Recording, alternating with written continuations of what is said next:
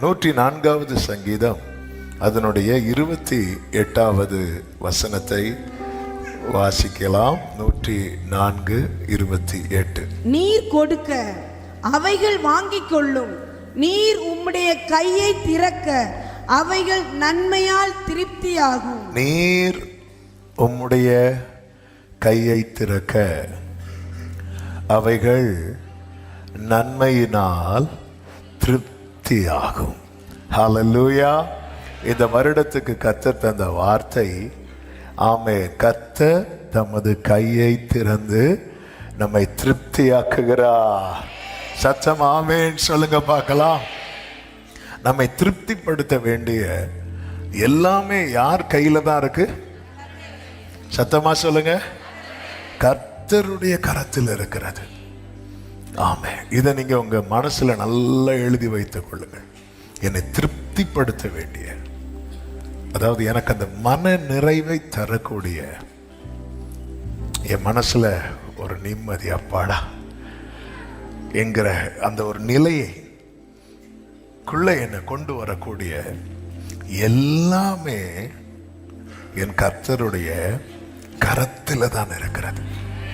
இதுதான் சங்கீதக்காரன் சொல்லுகிறான், வேலைக்காரருடைய கண்கள் தங்கள் எஜமான்களுடைய கையை நோக்கி இருக்குமா போல, வேலைக்காரியின் கண்கள் தங்கள் எஜமாட்டின் கையை நோக்கி இருக்குமா போலவும் எங்கள் தேவனாகிய கர்த்தர் எங்களுக்கு இரக்கம் செய்யும் வரை எங்கள் கண்கள் உம்மை நோக்கி இருக்கிறது. ஹல்லேலூயா. அப்ப எந்த கையில நம்மை திருப்தியாக்க வேண்டிய எல்லாமே இருக்கிறது? யாருடைய கையில? அப்ப நம்மை திருப்திப்படுத்த வேண்டியது யார் கையில இல்ல? வேற யார் கையிலும் இல்ல. ஆமென். சத்தமா சொல்லுங்க. ஆமென். நம்முடைய எதிர்பார்ப்பு நம்ம நோக்கி இருக்கிறது. ஆமென். எரேமியா 31வது அதிகாரம் நன்றாய் தெரிந்த வசனம். அதனுடைய 14வது வசனத்துல இப்படி சொல்லப்பட்டிருக்கிறது,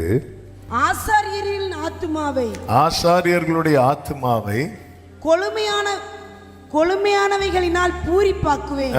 என் ஜனங்கள் நான் அளிக்கும் நன்மையினால், என் ஜனங்கள் நான் அளிக்கும் நன்மையினால் திருப்தி ஆவார்கள் என்று கர்த்தர் சொல்லுகிறார். நான் அளிக்கும், நான் கொடுக்கிற நன்மை இருக்குல்ல, அதுல என் ஜனங்கள் என்ன ஆவார்களா? அப்போ திருப்தியாக்குற நன்மைகள் என்ன அப்படின்னு கேட்டா அது நமக்கு தெரியாது, அது கொடுக்கிறவருக்கு தான் தெரியும். ஹல்லேலூயா. இதே அதிகாரத்தில் ஆண்டவர் சொல்லுகிறார் 9வது வசனத்துல, அழுகையோடும் விண்ணப்பங்களோடும் வருவார்கள் என்று. ஆமென். இந்த முதல் செய்தி கர்த்தர் தந்த வார்த்தை இதுதான். ஆமென். அதாவது உன்னை திருப்திப்படுத்த வேண்டிய எல்லாமே என் கரத்துல தான் இருக்கிறது. நான் என்ன கொடுக்கிறேனோ அதுல தான் உனக்கு என்ன இருக்கிறது? திருப்தி இருக்கிறது. அதனால உன் அழுகையும் உன் விண்ணப்பங்களையும் என்னிடத்தில் கொண்டு வா. இன்று கற்றுத் தருகிற செய்தி இதுதான்.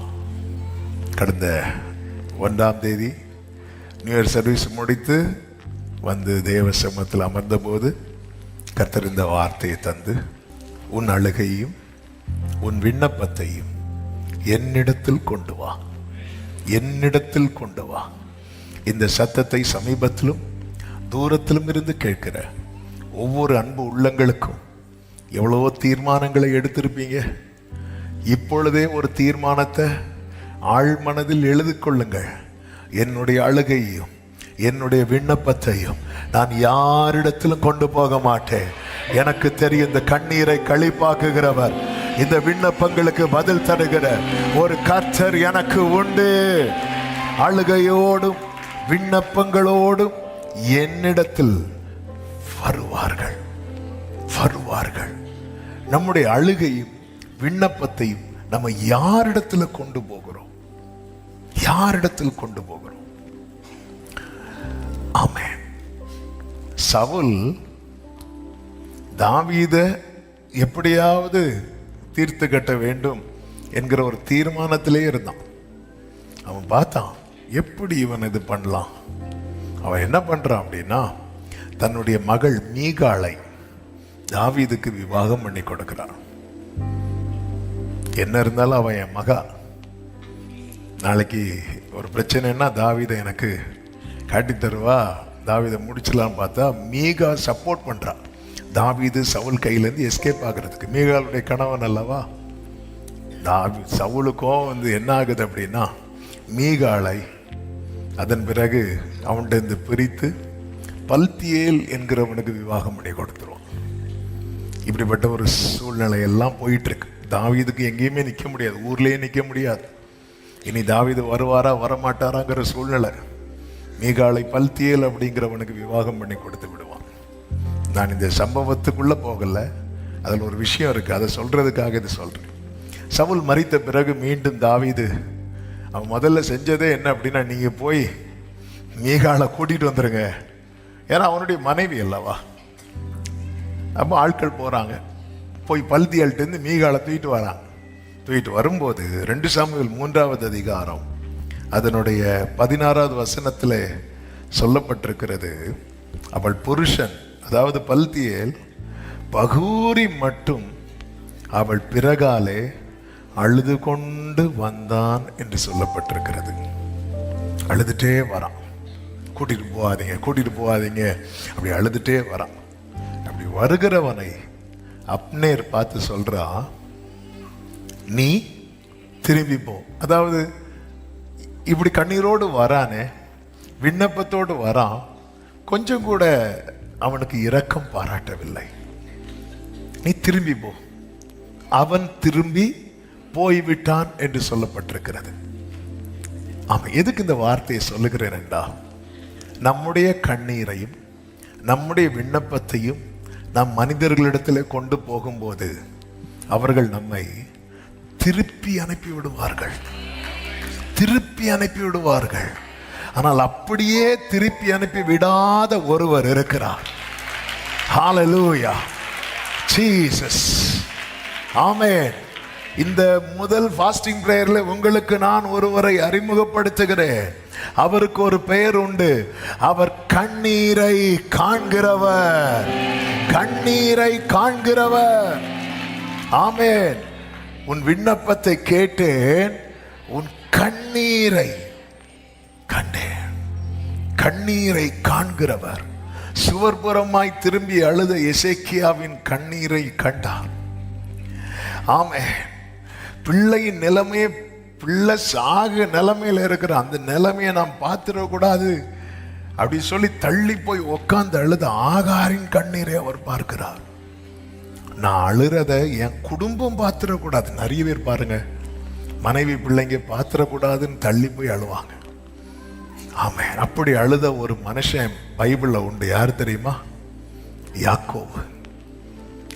மனைவி பிள்ளைங்க எல்லாரும் யாபோக்காற்றின் அக்கறையிலே கொண்டு போய் விட்டு பிந்து தனித்து போய் உட்கார்ந்திருந்து அதுவரை அழுகை அடக்கி வைத்து கொண்டு நான் அழுறத லேயாள் பாத்திரக்கூடாது, ராகேல் பாத்திரக்கூடாது, ரூபன் பாத்திரக்கூடாது, யோசேப்பு பாத்திரக்கூடாது, அப்படி போய் உட்கார்ந்து ஒருத்தன் அழுதான்.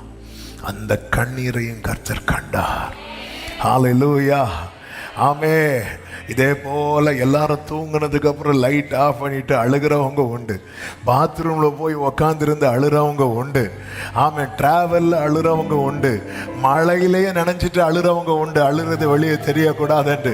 ஹல்லேலூயா. கண்ணீரை காண்கிற ஒரு கர்த்தர் பரலோகத்தில் இருக்கிறார். ஹல்லேலூயா. அவர் கண்ணீரை காண்கிறவர். ஏசாயா 25:8 சொல்லப்பட்டிருக்கிறது, அவர் எல்லா முகத்தில் உள்ள கண்ணீரையும் துடைத்து என்று. கண்ணீரை துடைக்கிறவர் அவர். கண்ணீரை துடைக்கிறவர் அவர். காண்கிறவர் மட்டுமல்ல, கண்ணீரை துடைக்கிறவர். ஆமென். சங்கீதம் 56:8 பார்க்கும்போது அவர் கண்ணீரை துருத்தியில் எடுத்து வைக்கிறவர். துருத்தியிலே வைத்திருக்கிறவர். துருத்தினா பாட்டில் வச்சிருக்கிறார். ஹல்லேலூயா.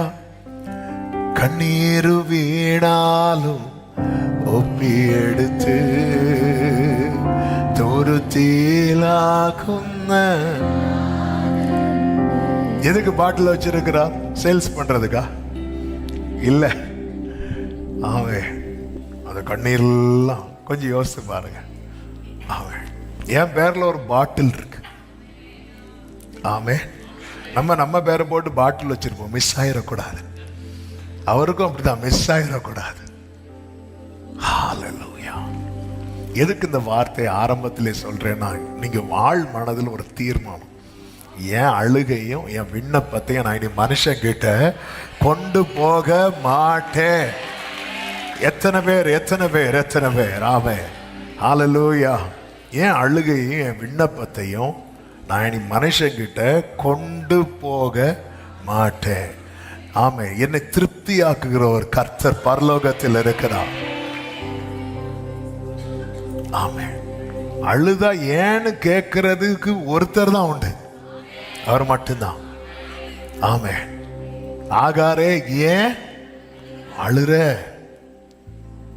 ஆமே, மகதலேனா மரியாள் கல்லறைக்கு முன்னாடி நின்று அழுதுட்டு இருந்தா. அவளையும் பார்த்து கேட்டார், ஏன் அழுற? ஏன் அழுற?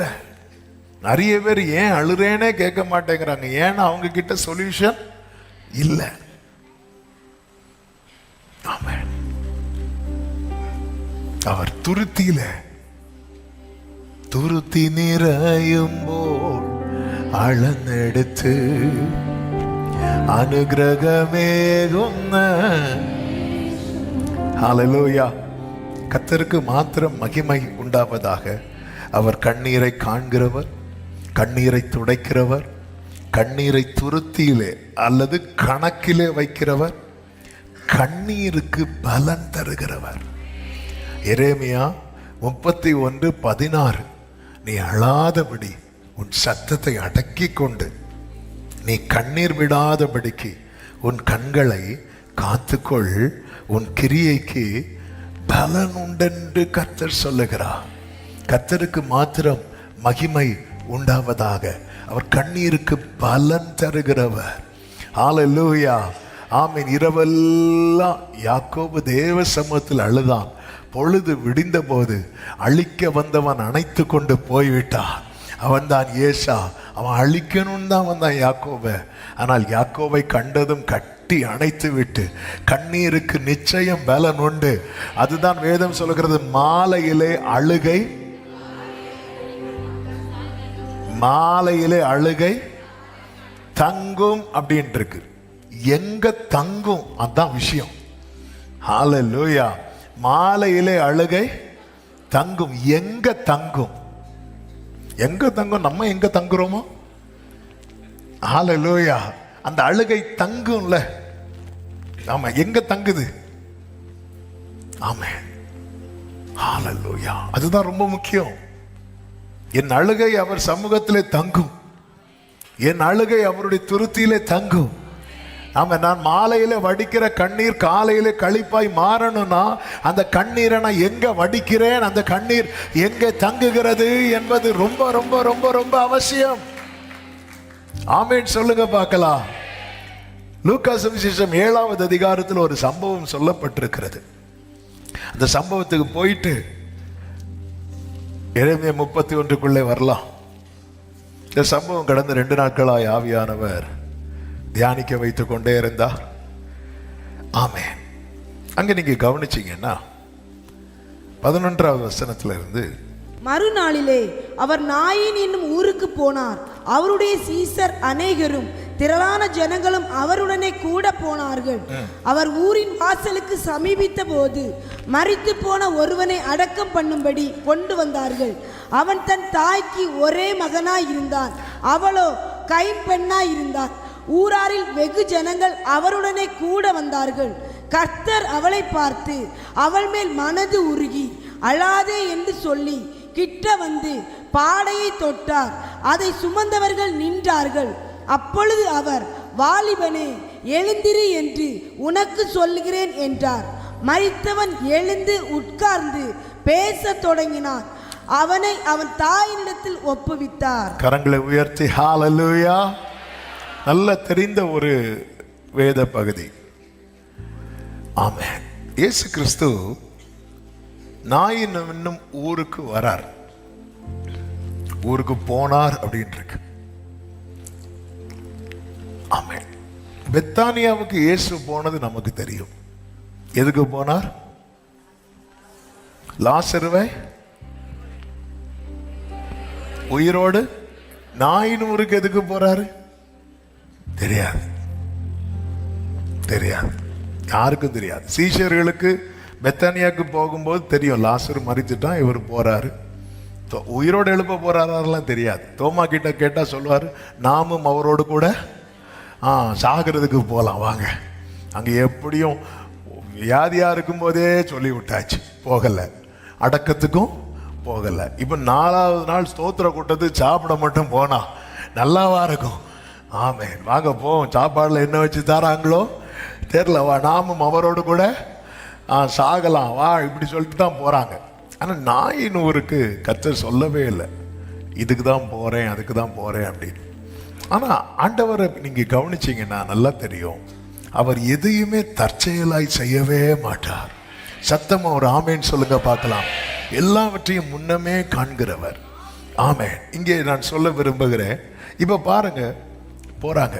அந்த ஊர்ல ஒரு சகோதரி இருக்கிறா, சின்ன வயசுலயே கணவனை இழந்த சகோதரி. ஒரு சின்ன பையன் அவளுக்கு, அவன் வளர்ந்து வாலிபன். அந்த வாலிப பிராயத்தில் ஃபியூச்சரே அவன் தான் பார்த்துட்டு இருக்கும்போது இறந்துட்டான். அதாவது அந்த சகோதரியினுடைய மொத்த எதிர்காலம் இப்போ எங்கே இருக்கு அப்படின்னா பாடையில் இருக்கு. அதனால ஊர் மக்கள்லாம் சேர்ந்து அந்த துக்கத்தில் பங்கெடுக்கிறாங்க. வெகு ஜனங்கள் அவளுடனே வந்தார்கள் என்று இருக்கிறது. வெகு ஜனங்கள் அவளுடைய நிலைமையை பார்த்து எல்லாரும் என்ன பண்றாங்க, சரி இனி அவனை வச்சிட்டு இருக்க முடியாது, அவன் அடக்கம் பண்ணி தான் ஆகணும். அவளுக்கு அழுக தாங்க முடியல. என்ன சொல்லி அழ? யாரும் அவ கண்ணீரை துடைக்க வரல. எல்லாரும் கூட நிக்க தான் முடிஞ்சதே தவிர, ஏன்னா இந்த கண்ணீரை என்ன சொல்லி துடைக்க முடியும்? ஒருத்தங்க கண்ணீரை துடைக்கணும்னா துடைக்கிறவங்க கிட்ட அதுக்கான சொல்யூஷன் இருக்கணும். இத்தனை ஜனங்கள் இருந்தும் அத்தனை ஜனங்கள்ல ஒரு ஆளுக்கு கூட அந்த ஸ்திரீயை பார்த்து அழாதேன்னு சொல்ல முடியல. எத்தனை பேர் நம்மளை சுத்தி இருக்கிறாங்கிறதுல மேட்டரே கிடையாது. இருக்கிறவங்கள எத்தனை பேருக்கு நம்ம கண்ணீரை துடைக்க முடியுங்கிறதா விஷயம்.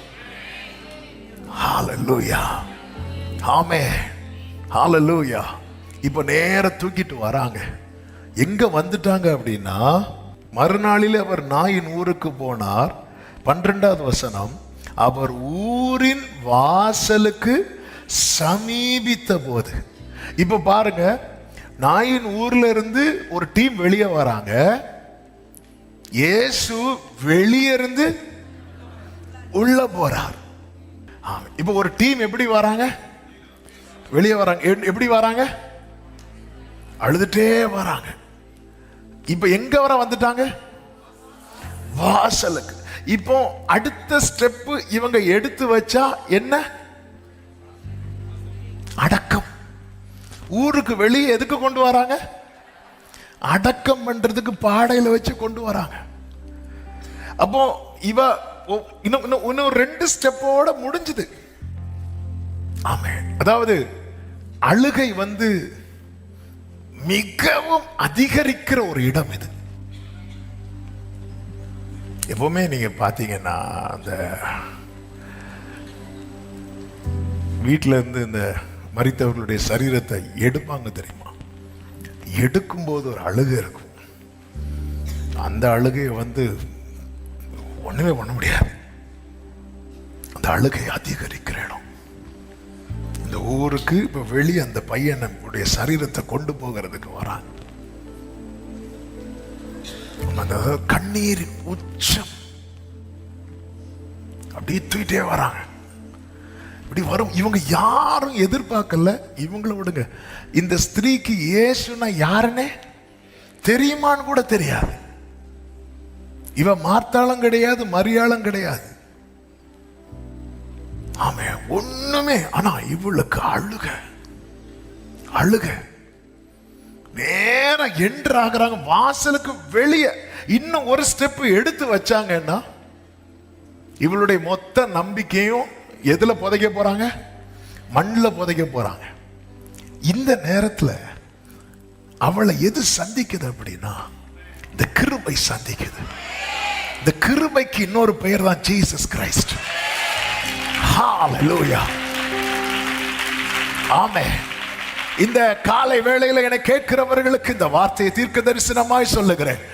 உங்க உங்க உங்க உங்க அந்த நம்பிக்கையின் வாசலை விட்டு நீங்க வெளியேறக்கூடிய அப்படிப்பட்ட தருணத்துல யாராவது இதை கேட்டுட்டு இருக்கிறீங்கன்னா, அந்த வாசலுக்கு வெளியே நீங்க கால் வைப்பதற்கு முன்னமே அந்த கிருபை உங்களை சந்திக்கும், சந்திக்கும், சந்திக்கும். ஆமென். அப்படி வெளியே வராங்க பாருங்க. சமீபித்த போது இவங்க வெளியே போறதுக்கு முன்னாடி இன்னொருத்தர் உள்ள வந்துட்டார். ஹல்லேலூயா. உள்ள வந்து வேதம் சொல்லுகிறது, ஆமென், கர்த்தர் அவளை பார்த்து. எதிரெதிர நிக்கிறாங்க. அவள் கர்த்தரை பார்த்துன்னு இல்ல. ஏன் பார்க்கல? ஃபுல்லா கண்ணில் என்னது? கண்ணீர். ஜீசஸ். ஒரு சத்தியத்தை கேளுங்க. நம்ம பார்க்கறதுக்கு முன்னாடி நம்ம பார்க்கிற கர்த்தர், கர்த்தர் அவளை பார்த்து. யூஸ்வலா நீங்க கவனிச்சீங்கன்னா எவ்வளோ காரியங்கள் நடக்கும்போது ஜனங்க வழி விடுவாங்க. அதுலயும் எதற்கு இமீடியட்டா வழி விடுவாங்க தெரியுமா? ஆம்புலன்ஸு. அது மட்டும் இல்லை, இந்த மாதிரி அடக்கத்துக்கு போறாங்க தெரியுமா, அவங்களை யாரும் டிஸ்டர்ப் பண்ணவே மாட்டாங்க. இப்போ இயேசுவும் சீஷர்களும் திரளான ஜனங்களும், 11 கடைசி மறுபடியும் இயேசுவும் சீஷர்களும் திரளான ஜனங்கள். அப்போ இயேசுவின் பக்கத்துல எத்தனை பேர் இருக்கிறாங்க? திரளான ஜனங்கள். இந்த பக்கம் வெகுஜன். அதுவும் வெகுஜனா யாருதான்? திரளான ஜனங்கள். ரெண்டு பக்கம் டிராபிக் ஜாம் ஆகுது. யார் ஒதுங்கி இருக்குவாங்கன்னு நினைக்கிறீங்க? இயேசு டீம் தான் ஒதுங்கி இருக்கும். ஏன்னா அவங்க ஆப்போசிட் டீம் என்ன தூக்கிட்டு வராங்க? பாடி தூக்கிட்டு வராங்க. அப்படி ஒதுங்கியாச்சு. இனி அவங்க போகணும், அவங்க போகணும். அப்படியே கிராஸ் பண்றாங்க. கிராஸ் பண்ணும்போது கர்த்தர் அவளை பார்க்கும்போது அப்படி மனது உருகுது. இவ கேட்கல, இவ அழுகையோடு விண்ணப்பத்தோடு அவர்கிட்ட வரல. ஆனா அவரை கிராஸ் பண்றா, அவரை கிராஸ் பண்றா. நீங்கள் அறியாத இருக்கிற ஒருவர் பல நேரத்துல உங்க பக்கத்துல வந்து நின்னதுனாலதான்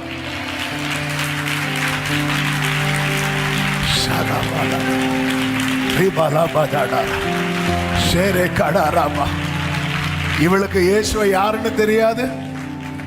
இவ இயேசு கிட்ட வரல, இயேசு கிட்ட கேட்கல. அப்படி கிராஸ் பண்ணும்போது இயேசு அவளை பார்த்து அவள் மேல் மனதுருகி, அழாத அப்படின்ட்டார். அழாத அப்படின்னு சொல்லிட்டு எதுல கை வைக்கிறார் தெரியுமா? ஏன் பாடையில கை வச்சாரு? இப்போ பாடையை தூக்கிட்டு போறான். வாசலுக்கு வெளியே போன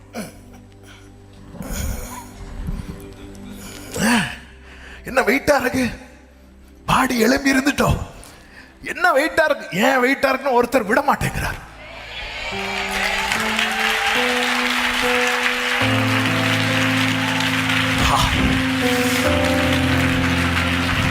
அவருக்கு முன்னாடி உன் கண்ணீர் அவருக்கு முன்னாடி.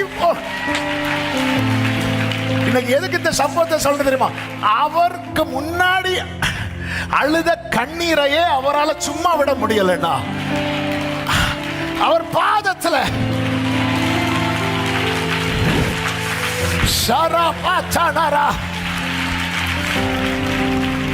இது இது இது அவர்கிட்ட அழுத கண்ணீர் அல்ல, அவர்கிட்ட வைத்த காரியம் அல்ல.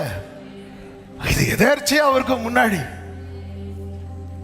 அழாத பாடையை தொட்டார். அழாத. பாடையை தொட்டார். ஆமா, கிட்ட வந்து அழாத, கிட்ட வந்து நிறுத்திட்டாராங்க. நிறுத்திட்டார். விடுங்க ஆண்டவரே, விடுங்க ஆண்டவரே.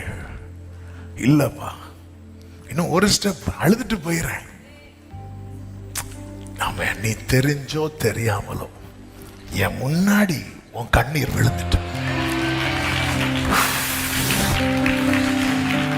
நீ தெரிஞ்சு அழுதியோ தெரியாம அழுதியோ, நம்பி அழுதியோ நம்பாம அழுதியோ, என் முன்னாடி உன் கண்ணீர் விழு. ஓ ஜீசஸ், ஜீசஸ். இந்த முதல் ஃபாஸ்டிங் பிரேயர்ல ஆமென், எத்தனை பேருக்கு இந்த வார்த்தை செல்லுகிறது என்று எனக்கு தெரியவில்லை. ஆனால் என் ஆவியிலே நான் அதை உணர்கிறேன். ஆமென், நீ நம்பி அழுதியோ நம்பாம அழுதியோ, ஆமென், அவருக்கு முன்னாக உன் கண்ணீர் விழுந்திருக்கிறது. ஷலகரபா, இந்த வாசலுக்கு வெளியே போக விட மாட்டார். ஜீசஸ் அவர் கிட்ட வந்து சமீபித்த போது, ஆமென், வேதம் கிட்ட வந்து பாடையை தொட்டார். அதை சுமந்தவர்கள் நின்ற. அதை தான் இவ்வளவு நேரம் சொல்லிட்டு இருந்தேன். ஆமென். அது கொஞ்சம் டீட்டெயிலா சொல்லும் போது உங்களுக்கு அந்த காரியத்தை விஷுவலா கண்ணுக்கு முன்னாடி பார்க்க முடியும். ஆமென். நின்றார்கள். அப்பொழுது அவர், வாலிபனே எழுந்திரு என்று உனக்கு சொல்லுகிறேன். மரித்தவன் எழுந்து உட்கார்ந்து பேச தொடங்கினான். அவனை அவன் தாயினிடத்தில் ஒப்புவித்தார்கள். என்ன அழாதேன்னு சொல்லிட்டாருன்னா, இந்த கண்ணீரை மாற்றதை என் கையில் ஒட்டாட போகிறான். ஹல்லேலூயா. நீர் கொடுக்க, நீர் உமது கையை திறக்க, அவைகள் நன்மையா. எத்தனை பேர் இந்த ஃபர்ஸ்ட் ஃபாஸ்டிங் பிரேயர்ல நம்புறீங்க? என் கண்ணீரை மாற்ற என்ன தரணுமோ அதை என் கையில தருகிற ஆண்டு 2026 நம்புறவங்க கொஞ்சம் பிரைஸ் பண்ணுங்க.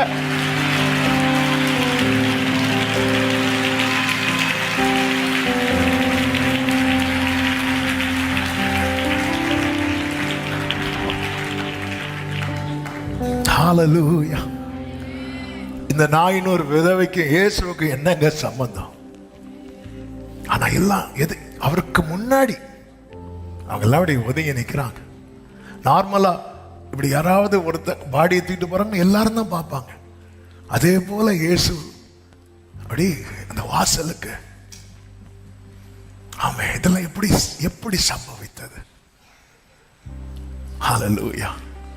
ஆண்டவரே, எந்த எதிர்பார்ப்புமே இல்லாதவளை நீங்க சந்திச்சீங்களேப்பா. நான் பல ஆண்டுகளா எதிர்பார்த்து கொண்டிருக்கிறேன். இந்த நாயினொரு விதவையை போல நானும் வாசல் பக்கத்துல வந்துட்டேன். இன்னொரு கால் எடுத்து வச்சா அவ்வளவுதான் என்கிற நிலையில யாராவது இருக்கிறீங்களா? அழுகையோடு விண்ணப்பத்தோடு வருவார்கள். அழுகையோடு விண்ணப்பத்தோடு வருவார்கள். ஆமே, அந்த அழுகையை மாற்ற ஆண்டவர் வாலிபனை பார்த்து பேசுறார். நான் உனக்கு சொல்லுகிறேன். அவனை அப்படியே அவன் தாயினிடத்திலே ஒப்புவித்தார் அப்படின்ட்டு அப்படியே கொடுக்கிறார். வேதம் சொல்லுகிறது, எல்லாரும் பயமடைந்து மகா தீர்க்கதரிசியானவர் நமக்குள்ளே தோண்டி இருக்கிறார் என்றும் தேவன் தமது ஜனங்களை சந்தித்தார் என்று சொல்லி தேவனை மகிமைப்படுத்தினார். இந்த சம்பவத்தை வைத்து அப்படியே 2 சம்பவங்களுக்குள்ளேயும் போயிட்டு நான் எரேமியா 31 வந்து வார்த்தைகளை சொல்லி நான் முடிக்கிறேன். கர்த்தர் உங்களை ஆசீர்வதிப்பாராக. நல்ல கவனமாக கேளுங்க. இந்த நாயினோர் விதவை எந்த எதிர்பார்ப்புமே இல்லாம இருக்கிறான். ஆனா இதே போல ஒரு சம்பவம் லாசரு வீட்டில் நடக்குது. அங்கே மார்த்தாளும் மரியாளும் எதிர்பார்த்து கொண்டிருக்கிறார்கள். அங்கே எதிர்பார்த்து கொண்டிருக்கிறவங்க இங்க மேட்டர்ல அவர் 2 நாள் டிலே பண்றார். ஹல்லேலூயா, ஆமென். சிலர் நினைக்கலாம், ஓஹோ இப்பதான் என் டிலே ஆகிறது ஏன்னு தெரியுது. எதிர்பார்க்கிறான், ஆண்டவரே இவளுக்கு இயேசுன்னா யாருன்னு தெரியும். உங்களை பார்த்ததுக்கு அப்புறம் போயிட்டு தான் இருந்தா, நீங்க தான் ஆம்புலன்ஸை காத்த உருவி விட்டு நிக்க வச்சீங்க. ஹல்லேலூயா, ஆமென். அந்த மாத்தாளும் மரியாளும் எதிர்பார்த்துட்டு இருக்கும்போது 4 நாள் கழிச்சு வரார். இங்கேயும் அங்கேயும் வித்தியாசம் உண்டு. என்ன வித்தியாசம் தெரியுமா? இங்கே அங்கே வித்தியாசம் உண்டு. என்ன வித்தியாசம்? இங்கே மனதுருகினார், அவ்வளவுதான். இங்கே இயேசு அழல, அங்கே இயேசு கண்ணீர் விட்டார். இங்கே அங்கே வித்தியாசம் உண்டு. என்ன வித்தியாசம்? இங்கே அந்த வாசற்படியிலேயே டீலிங் முடிஞ்சது. அதுக்கப்புறம் அவங்க போயிட்டாங்க, இவர் வந்துட்டார். ஆனா அங்க அப்படி அல்ல. 11வது அதிகாரத்தில் லாசருவை உயிரோடு எழுப்பினது மட்டுமல்ல, 12வது அதிகாரத்தில் அவர்கள் கூட அவர் பந்தியில் அமர்ந்தார். ஹல்லேலூயா, ஹல்லேலூயா, ஹல்லேலூயா, ஆமென். எந்த எதிர்பார்ப்பும் இல்லாத நாயின் 100 விதவைக்கே கர்த்தர் இதை செய்வார் என்றார். எதிர்பார்ப்போடு காத்திருக்கிற மார்த்தாளே, மரியாளே, உனக்கு அவர் இதிலும் அதிகமானதை செய்யாமல் இருப்பாரோ? எந்த எதிர்பார்ப்புமே இல்லாத நாயின் 100 விதவைக்கு கர்த்தர் இதை செய்தார் என்றார். எந்த எதிர்பார்ப்புமே இல்லாத. ஆமென். என்ன நடந்துச்சு? அவர் போற வழியில இவங்க அப்படி அழுதுட்டு கிராஸ் பண்ணாங்க. நடந்தது இதுதான். ஆனா கண்ணீர் அவருக்கு பார்வையில வந்துட்டு இல்ல. அது யாருடைய கண்ணீரா இருந்தா என்ன? அவர் சமூகத்தில் வந்த கண்ணீருக்கு பலன் உண்டு. ஆமென் சொல்லுங்க. இன்னொரு சம்பவம், அது கொஞ்சம் வேதனையான காரியம்தான். ஆனாலும் அதுலயும் ஒரு தேவன் நடத்துதல் இருக்கிறதுனால அதை சொல்ல விரும்புகிறேன். இந்த 7வது அதிகாரத்துல எல்லாரும் ஆச்சரியப்பட்டு ஆண்டவரை மகிமைப்படுத்தினார்கள் என்று இருக்கிறது. இந்த சம்பவம் நடந்த பிறகு 17வது வசனத்தை வாசிங்க. இந்த செய்தி யூதேயா தேசம் முழுவதிலும் சுற்றி இருக்கிற திசைகள் யாவற்றிலும் பிரசித்தமாயிற்று. இவைகளை எல்லாம் யோவானுடைய சீஷர்கள் இது ரொம்ப ஸ்ப்ரெட் ஆயிட்டே இருக்கு. இப்படி ஒரு சம்பவம் நடந்தது. இந்த மேட்டர் எல்லாம் யோவானுடைய சீஷர்கள் என்ன பண்றாங்க? அவனுக்கு அறிவித்தார்கள் அப்படின்ட்டு இருக்கு. யோவான் ஸ்நானன்ட்ட போய் இந்த மேட்டரை சொல்றாங்க. உடனே யோவான் 2 சீஷர்களை கூப்பிட்டு கேட்கிறாரு, நீங்க போய் அவர்கிட்ட கேளுங்க, வரப்போகிறவர் நீர்தானா? ஆமென். இந்த மேட்டர் நடந்ததுக்கு அப்புறம் தான் யோவான் சொல்லுவார், வரப்போகிறவர். நீங்க ஏன் டவுட் வந்துட்டு? எப்படிங்க டவுட் வராம இருக்கும்? எப்படி டவுட் வராம இருக்கும்? சும்மா கிராஸ் பண்ணி போறவளை பார்த்து மனதுருகிறாரு.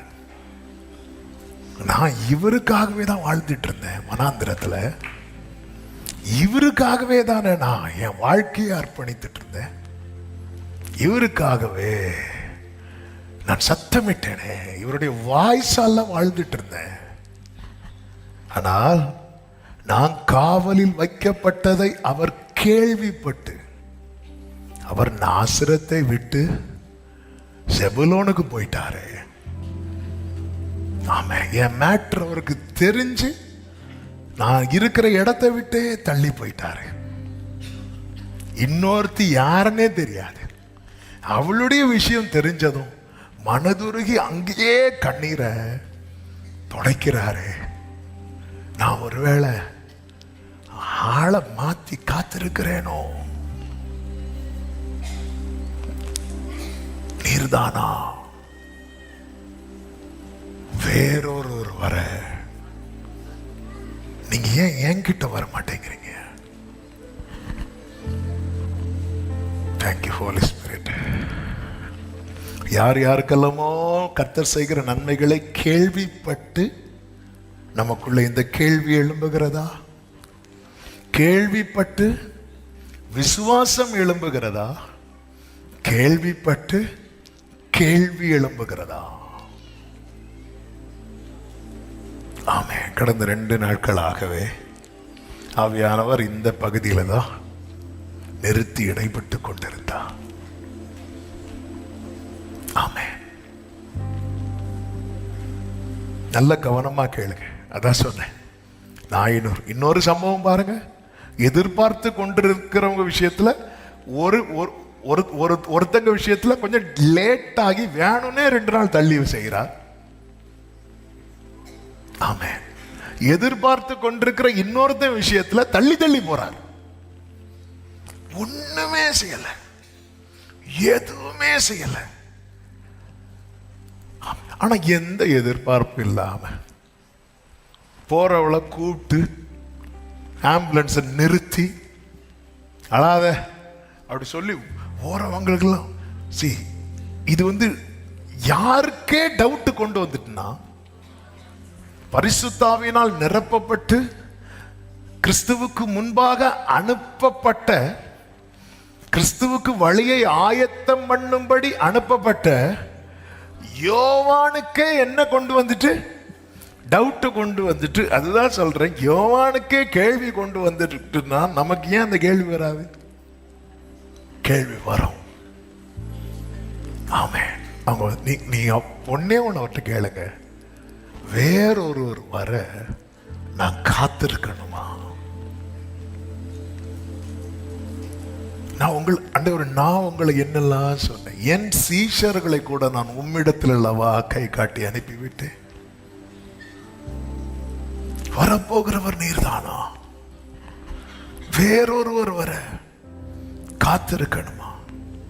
அந்தபடி அவர்கள் அவரிடத்தில் வந்து, இது இன்னும் கொஞ்சம் கூட நமக்கு கஷ்டமா இருக்கும், அவர்கிட்ட கேட்கிறாங்க பாருங்க.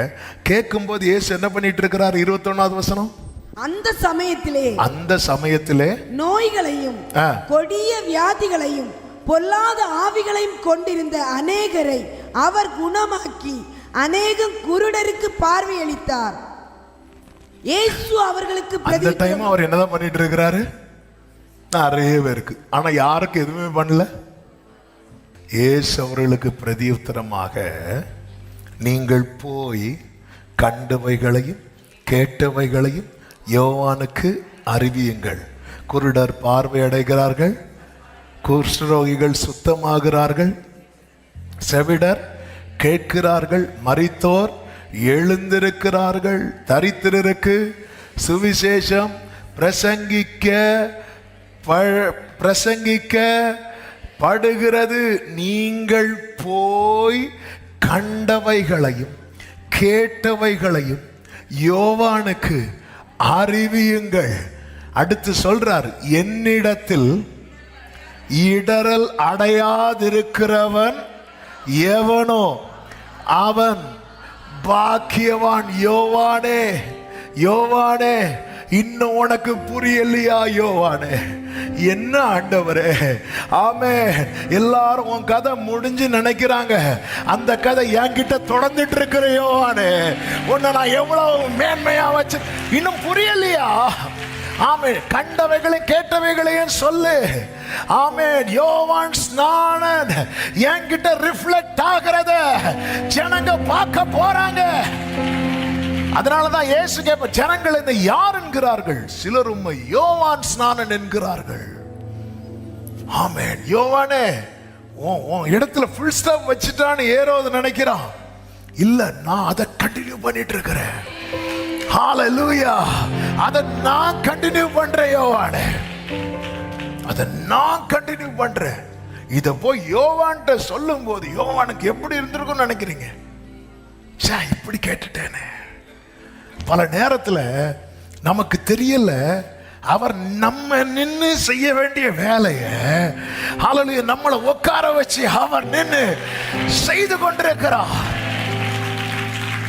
ஆமென். 3 பேர் அவர் டீல் பண்ண விதத்தை நீங்க கவனிச்சீங்கன்னா, நாயினொரு விதவைக்கு அது முடிஞ்சது, வாசலோட முடிஞ்சு. ஹalleluya. மார்த்தாள் மரியாள் வீட்டோட முடிச்சு. ஜீசஸ். யோவான் ஸ்நானனுக்கு தேவ ராஜ்யத்துல தான் முடியும். வாசல், வீடு, தேவராஜ்யம். இப்போ சொல்லுங்க. ஹல்லேலூயா. நம்ம வாசல்லையே நின்று, நம்ம வாசல்ல தொடங்கி வீடு, அடுத்து என்னில் இடரல் அடையாதிருக்கிறோம் எவனோ அவன் பாக்கியம். என்னில் இடரல் அடையாதிருக்கிறவன்.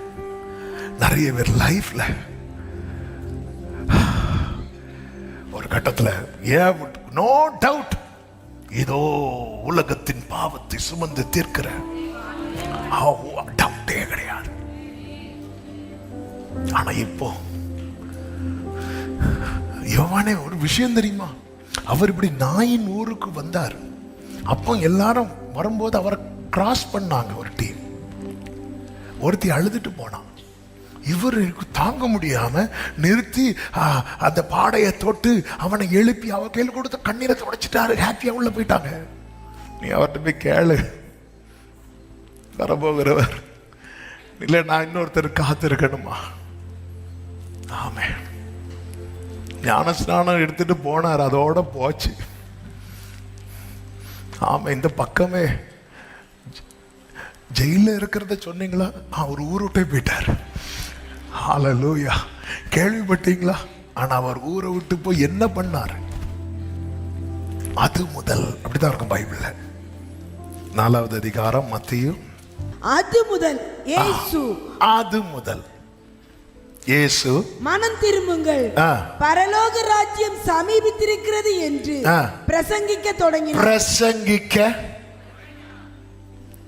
பிரசங்கிக்க தொடங்கினார். எல்லாரும் சொல்லுங்க, தொடங்கினார். எல்லாரும் சொல்லுங்க, தொடங்குறார். சத்துரு பூட்ட நினைக்கிறான் பாருங்க.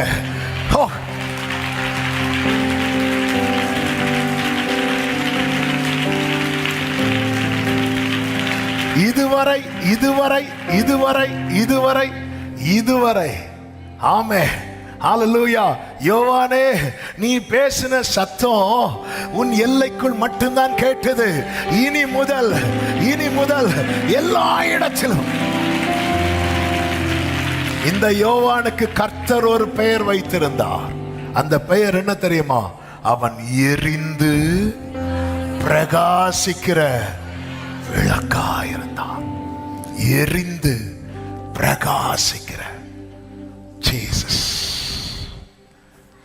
Thank you Holi spirit. அது முதல் நீ போய் சொல்லு. அதனாலதான் நீ கண்டதையும் கேட்டதையும் அவர்கள் யோவான் இடத்துல போய் சொல்லுங்க. சொல்லிவிட்டு சொல்ல, என்னில் இடரல் அடையாதிருக்கிறவன் எவனோ பாக்கியம். ஒன்னா வாசற்படியிலே முடிக்கணும்னு நினைக்கல, அல்லது வீட்டோட முடிச்சிடணும்னு நினைக்கல. உன்ன ராஜ்யத்துல. ஹல்லேலூயா, ஹல்லேலூயா. எனவேதான் எனக்கு கேட்கிற ஊழியர்கள் யாராவது இதை கேட்டுட்டு இருக்கிறீங்களா? அல்லது கர்த்தருக்காக நான் வைராக்கியமா நின்று ஆனா யாருக்கெல்லாமோ செய்யறாரு, எனக்கு இன்னும் ஒண்ணுமே செய்யாம அப்படியே உட்கார்ந்து இருக்கிறாரு அப்படின்னு யாராவது வேதனையோடு இதை நீங்க கேட்டுட்டு இருக்கிறீங்கன்னா, உங்களை கர்த்தர் வாசல்லையே முடிக்கிறதுக்கு அல்ல, அவருடைய ராஜ்யத்துல கர்த்தர் போட்டிருக்கிற பிளானும் கர்த்தர் ஏற்படுத்தின அந்த ஒரு தெய்வீக உறவு இருக்கிறதல்லவா? ஹல்லேலூயா. அந்த ஒரு தெய்வீக உறவு இருக்கிறதல்லவா? அது ஆழமும் ரொம்ப பெருசு. ஆமே. நம்மை குறித்த தேவ திட்டமும் தேவன் நம்மேல் வைத்த அன்பின் ஆழமும் மிகவும் பெரியதா இருக்கிறதுனாலதான் அழுத உடனே காரியத்தை எல்லாம் அப்படி முடிக்காம அவர் வெயிட் பண்ணி வச்சு க்ளோரி ஹல்லேலூயா, ஹல்லேலூயா. எத்தனை பேர் சொல்லுவீங்க, என் ஆண்டவர் எனக்கு செய்ததெல்லாம் நன்மைக்கு நன்மைக்கு நன்மைக்கு நன்மைக்கு? நல்ல கொஞ்சம் கரங்களை தட்டி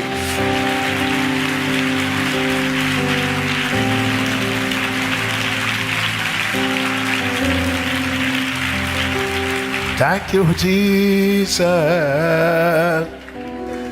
ஓ எரிதில் വീണാൽ അവിടെ ഞാൻ വീഴുന്നത് തീയിലല്ല,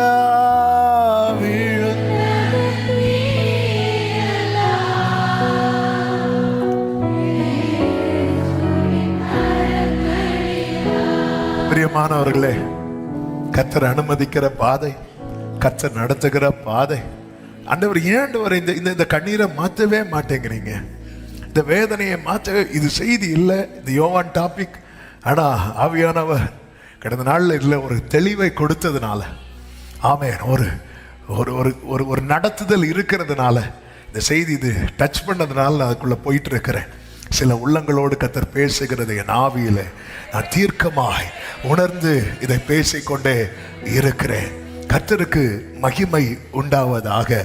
நீங்க போய் அவங்கிட்ட சொல்லுங்க, அப்படி சொல்லியிருக்கணும். இல்லைன்னா யோவான்ட்ட எப்படி டீல் பண்ணி இருக்கணும் தெரியுமா? ஐயோ பார்த்தீங்களா, வா நம்ம கிளம்பி போகலாம்.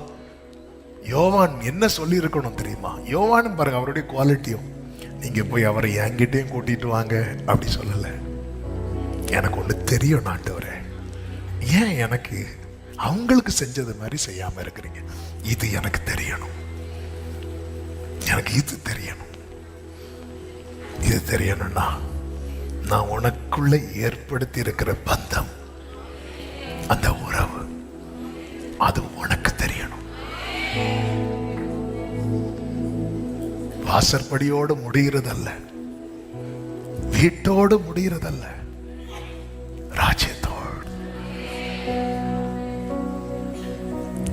ஏன் எனக்கு இது தெரியணும்? யோவான்ட்ட சொல்லுங்க, என்னில் இடரல் அடையாது இருக்கிற. அதன் அர்த்தம் என்ன? யோவான்ட்ட சொல்லிரு, கடைசி வர என் மேல டவுட் வந்துடக்கூடாதுன்னு சொல்லிருங்க. கடைசி வர என் மேல அவன் கழுத்தே போனாலும், தலையே போனாலும், என் மேல டவுட் வந்துடக்கூடாதுன்னு சொல்லி அடுத்த நாள் கொண்டு தலையை கொடுக்கிறார். யார் தெரியுமா? யோவான். இல்லைன்னா மறுதளிச்சிருப்பான். அடுத்த நாளே கொண்டு போய் தலையை கொடுக்கிறான். யோவான் மட்டும் கொஞ்சம் அட்ஜஸ்ட் பண்ணி இருந்தார். யோவானுடைய ப்ரொமோஷன் எல்லாமே வேற. ஏன்னா ஏரோதுக்கு யாரை ரொம்ப பிடிக்கும்? யோவானை ரொம்ப பிடிக்கும். ஆமே இல்ல, தேவ திட்டம் இதுவா, அது போதும் ஆண்டவரே, உங்களுடைய திட்டம் எதுவும். கடைசியில யோவானுடைய ஸ்டேட்மெண்ட் என்ன தெரியுமா? யோவான் சுவிசேஷம் 3வது அதிகாரம் அதனுடைய 27 முதல் யோவான் சொல்லுகிற வார்த்தைகள், அதிலே 29வது வசனத்தை பாருங்கள். மணவாட்டியை உடையவனே மணவாளன், மணவாளனுடைய தோழனோ, மணவாளனுடைய தோழனோ அருகே நின்று அவருடைய சொல்லை கேட்கிறவனாய் மணவாளனுடைய சத்தத்தை குறித்து மிகவும் சந்தோஷம். அவர் சொல்லி விட்டதை போய் சொன்னதும் யோவான் சொல்றாரு, இந்த மணவாளனுடைய சத்தத்தை குறித்து தோழன் எப்படி இருக்கிறாரா?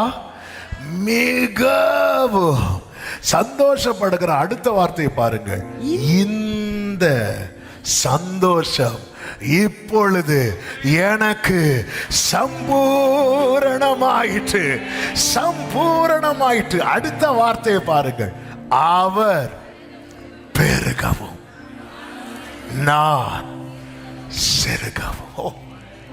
நான் இன்னும் இல்லாமலே போட்டோம், அவர் பெருகட்டும். நான் இல்லாமலே போய் அவர் பெருகிறார்னா,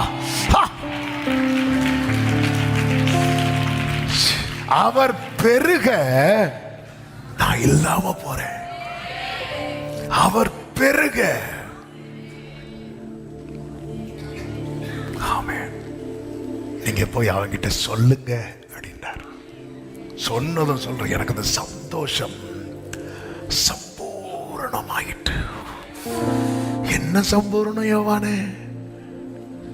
என்ன மாறிச்சா? லாட்டரி அடிச்சுதா? அவர் என்கிட்ட பேசிட்டார். அவர் என்கிட்ட சொல்லிட்டாரு, யோவானே, உன் வாழ்க்கையில உண்டான வேதனை, உன் வாழ்க்கையில் உண்டான ஒவ்வொரு சோதனை, ஒவ்வொரு கடினமான சூழ்நிலையிலும் தேவராஜ்யம் பெருகிக் கொண்டே இருக்கிறது. அவர் பெருகிக் கொண்டே இருக்கிறார். அவர் பெருக, அவர் பெருக, நான் சிறுக. சிலரை கர்த்தர் இப்படி டீல் பண்றார். சிலரை கர்த்தர் வீட்டில் வர விரும்புகிறார். சிலரை வாசலே முடிகிறார். ஹல்லேலூயா. அழுகையோடு விண்ணப்பத்தோடும் என்னிடத்தில் வருவார்கள். 31வது அதிகாரத்தில் 5 வார்த்தைகளை சொல்லி ஜெபிக்கிறேன். அப்படி வருகிறவர்களை கர்த்தர் என்னெல்லாம் செய்கிறார் தெரியுமா? கர்த்தருக்கு மாத்திரம் மகிமை. ஆமென். 9வது வசனத்திலே சொல்லப்பட்டிருக்கிறது, அவர்களை நடத்துவேன். கர்த்தர் நடத்துவார். கர்த்தர் நடத்துவார். அடுத்து அதே வசனத்தில் சொல்லப்பட்டிருக்கிறது, அவர்களை தண்ணீருள்ள நதிகள் அண்டைக்கு இடராத செம்மையான வழியிலே நடக்க பண்ணுவேன். நடத்துவார், அப்புறமா நடக்க பண்ணுவார். சில இடத்துல பிள்ளைகளை விட மாட்டோம். ஏன்னா அந்த இடம் பிள்ளைகளுக்கு என்ன இல்லைன்னு நமக்கு தெரியும், சேஃப் இல்லைன்னு தெரியும். இந்த இடத்துல பிள்ளையை விட்டா சேஃப்னு தெரிஞ்சா நம்ம என்ன பண்ணுவோம் தெரியுமா? இறக்கி விட்டுருவோம். மேக்சிமம் பிள்ளைகளை கீழே விட தான் பார்ப்பாங்க. ஏன்னா கொஞ்ச நேரத்தில் எல்லாருக்கும் என்ன வலிக்கும்? கை வலிக்கும். ஆனா சேஃப் இல்லைன்னு தெரிஞ்சா கை வலிச்சாலும் கீழே விட மாட்டோம். நடக்க பண்ணுவேன் அப்படின்னா கர்த்தர் அந்த இடத்துல எல்லாவற்றையும் என்ன ஆக்கி விட்டார்? செவ்வையாக்கி விட்டார் அர்த்தம். தேவன் நடத்துவார். கடினமான சூழ்நிலையிலும் நடத்துவார். துன்பத்தின் நடுவில் நடக்கிற சூழ்நிலை வந்தாலும் கர்த்தர் என்ன செய்வார்? நடத்துவார். ஆனால் தேவனிடத்துல நம்ம எப்படி வந்திருக்கிறோம் தெரியுமா? அழுகையோடும் விண்ணப்பத்தோடும். அது நடுவில் கர்த்தர் துக்கத்தையும் ஆமென் வேதனையும் கர்த்தர் மாற்றி இடராத செம்மையான வழியிலே கர்த்தர் நம்ம என்ன பண்ணுவாராம்? நடக்க பண்ணுவார். அடுத்த வசனத்திலே 10 சொல்லப்பட்டிருக்கிறது, ஒரு மேய்ப்பன் தன் மந்தையை காக்கும் வண்ணமாக அதை காப்பார் என்று சொல்லுங்கள். கர்த்தர் பாதுகாப்பார். 4வது வசனத்தில் விடுவிப்பார், அவனிலும் பலத்தவனுடைய கைக்கு. பலத்தவனுடைய கைக்கு. ஆமே. நம்ம திராணிக்கு மிஞ்சி பாருங்க, 30,000 ரூபாய் சம்பளம் வாங்குறவங்களுக்கு 50,000 ரூபாய் மாச செலவு இருக்கும். ஆமென். அது பலத்துக்கு மிஞ்சினது அல்லவா? ஹல்லேலூயா. கர்த்தருக்கு மகிமை உண்டாவதாக. 50 கிலோ தான் ஒரு ஆளுக்கு தூக்க முடியும். ஆனா அவங்க டெய்லி சுமக்க வேண்டியது 100 கிலோவா இருக்கும். வாழ்க்கையின் பாரத்தை சொல்லுகிறேன். ஆமென். ஹல்லேலூயா. அவனிலும் அவன் பலத்தவனுடைய கைக்கு. அழுகையோடு விண்ணப்பத்தோடு வருவார்கள். அவனிலும் அவன் பலத்தவன் கைக்கு. இது எல்லாமே டீட்டெயிலா சொல்லணும். ஆனால் அதை சொல்லி விடுகிறேன். இன்னைக்கு கர்த்தர் வார்த்தையை தந்து விட்டார் என நம்புகிறேன். நான்கு விடுவிப்பார். 5வதாக கம்பீரிக்க வைப்பார். அந்த கம்பீரிக்க வைக்கிறது தான் பாருங்கள். அந்த வசனத்தை வாசிங்கள். 12வது வசனம். அவர்கள் வந்து சீயோனின் உச்சியிலே கம்பீரித்து கர்த்தர் அருளும் கோதுமை, திராட்சரசம், எண்ணெய், ஆட்டுக்குட்டிகள், கன்றுக்குட்டிகள் என்பவைகளாகிய இந்த நன்மைகளுக்காக ஓடி வருவார்கள்.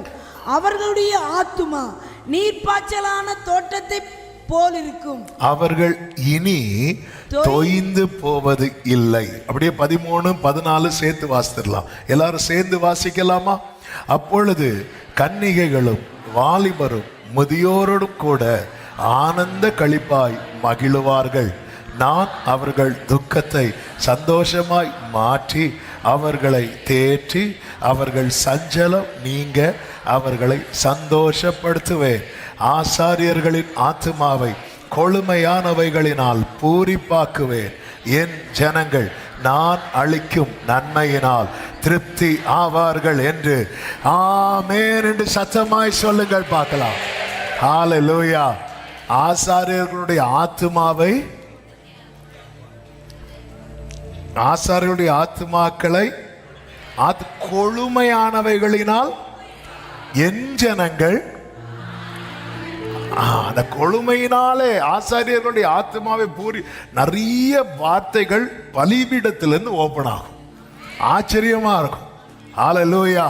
நிறைய வார்த்தைகள். ஏன் அப்படின்னா அவருடைய ஜனத்தை திருப்தியாக்குவதற்காக, தாகத்தோடு வாஞ்சையோடு வந்திருக்கிற அவருடைய ஜனத்தை திருப்தியாக்குவதற்காக, அதற்காகவே ஆசாரியர்களுடைய ஆத்மாவை கர்த்தர் கொழுமையானவைகளால் என்னாக்குறார்?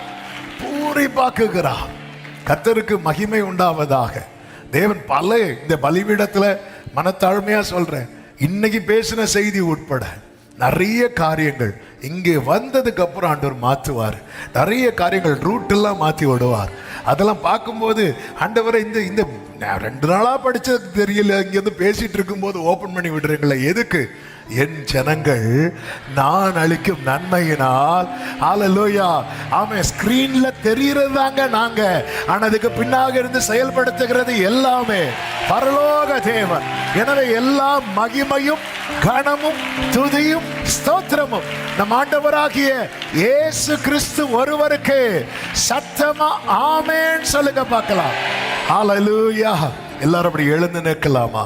நம்ம சேர்ந்து கர்த்தரை மகிமைப்படுத்தி ஹல்லேலூயா நாம ஜெபிக்க போகிறோம். என்னே நித்தியதையோடு அடுப்பிக்கும் எல்லா அனுபவங்களுக்கும் நன்றி. இந்த பாடலை பாடி அர்ப்பணித்து ஹல்லேலூயா ஒரு தீர்மானம். என்ன தீர்மானம்? என் அழுகையும் விண்ணப்பத்தையும் நான் யாருக்கிட்டையும் கொண்டு போக மாட்டேன். யார்கிட்ட மட்டும்தான் கொண்டு வருவேன்? யார்கிட்ட? ஆண்டவர்கிட்ட. ஆமென். கர்த்தர் உங்களை நடத்துவார், நடக்க பண்ணுவார். ஹல்லேலூயா. நீங்களா நடக்க முடியாத பாதை உண்டு, அதில் அவர் நடத்துவார். ஆனா அப்படியே நீங்களா நடக்க முடியாதபடியே எல்லாத்துலேயும் கொண்டு போக மாட்டார் ஆண்டவர். இடராத ஹல்லேலூயா சில இடத்துல காலோண்டி நின்று உங்களை திரும்பி பார்க்க வைப்பார். மனுபுத்திரனே இதை கண்டாயா என்று எசேக்கியேல் இடத்துல அந்த விருட்சங்களை காண்பித்தது போல இந்த 2026 உங்கள் கண்கள் காணும்படி கர்த்தர் அனுக்கிரகம் செய்வாராக. அனுக்கிரகம் செய்வாராக. நடக்க பண்ணுவார். கர்த்தர் உங்களை பாதுகாப்பார். உங்களிலும் பலத்தவனுடைய, உங்களால ஹேண்டில் பண்ண முடியாத பலவீனங்கள், ஹேண்டில் பண்ண முடியாத சூழ்நிலைகள் கர்த்தர் விடுவிக்க போகிறார். ஆமாம். இந்த வார்த்தை எல்லாம் கர்த்தர் எனக்காக தான் தருகிறார். நம்பிக்கையோடு பெற்றுக்கொள்ளுங்கள். ஆமென். அது மாத்திரமல்ல, கம்பீரிக்க வைக்க போகிறார். அழுகையோடு விண்ணப்பத்தோடு வருகிறவர்களை கம்பீரிக்க சீயோனின் உச்சியிலே. ஆமென். அல்ல இனி தொய்ந்து போவதில்லை. பக்கத்துல 2 பேரை 3 பேரை பார்த்து சொல்லுங்க, இனி தொய்ந்து போக விட மாட்டான். ஆவிக்குரிய நிலையில, பூமிக்குரிய நிலையில, சரீர நிலையில தொய்ந்து போக விட மாட்டான். ஹல்லேலூயா. ஹல்லேலூயா. ஆமென். ஹல்லேலூயா. கர்த்தர் உங்களை ஆசீர்வதிப்பாராக.